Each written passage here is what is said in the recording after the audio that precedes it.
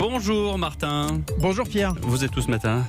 Je suis au bord d'un gouffre et je m'apprête à y descendre avec vous. Ah non. Alors c'est gigantesque, hein. C'est un puits de 30 mètres de profondeur, 10 mètres de large, et au fond de ce trou, Pierre, on creuse la future ligne 15 du métro du Grand Paris.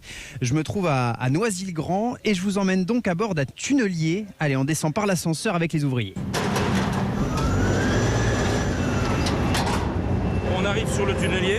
Il faut imaginer ça comme étant une grosse perceuse qui fait 100 mètres de long. Il y a combien de mètres de terre là au-dessus de nous? Ça oscille entre 25 et 35 mètres de terre.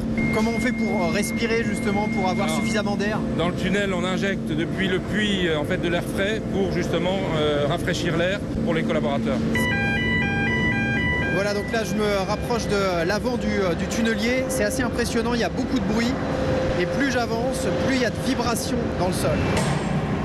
Alors là, il y a une cabine qui est fermée par une porte. Je vais entrer à l'intérieur. Voilà, donc ici c'est beaucoup plus calme. Et donc c'est ici que se trouve le pilote qui s'occupe de conduire le tunnelier. Vous avancez à quelle vitesse là pour creuser le tunnel? Là en ce moment on avance à 20 mm par minute. En fait c'est très sensible parce qu'au final on est en train d'abattre du terrain qui est en face de nous. On ne le connaît pas vraiment, on ne sait pas vraiment comment la machine peut réagir. Donc on peut avoir par exemple des fois des bandes silex. Je préfère baisser ma vitesse d'avancement, aller un peu moins vite, mais préserver l'organe de la machine au final. Vous avez vu l'anneau là qui est juste derrière vous? Ouais. Ils sont en train de poser, on va avancer un peu, on va monter là. Donc là, je viens d'arriver à l'extrémité du tunnelier. Il y a une machine qui plaque sur les parois des blocs de béton qui font 8 tonnes. Et il y a une dernière salle en fait. Je ne sais pas si vous entendez, il y a un changement de sonorité. En fait, je viens d'entrer dans un sas, une espèce de sous-marin.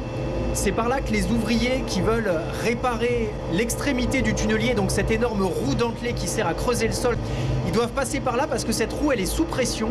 Et donc les ouvriers doivent eux-mêmes s'adapter à la pression quand ils doivent réparer.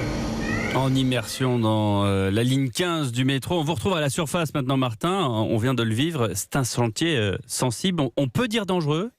Oui, parce qu'à tout moment peut survenir un incendie, un effondrement. C'est pour cela qu'il y a des règles de sécurité très strictes.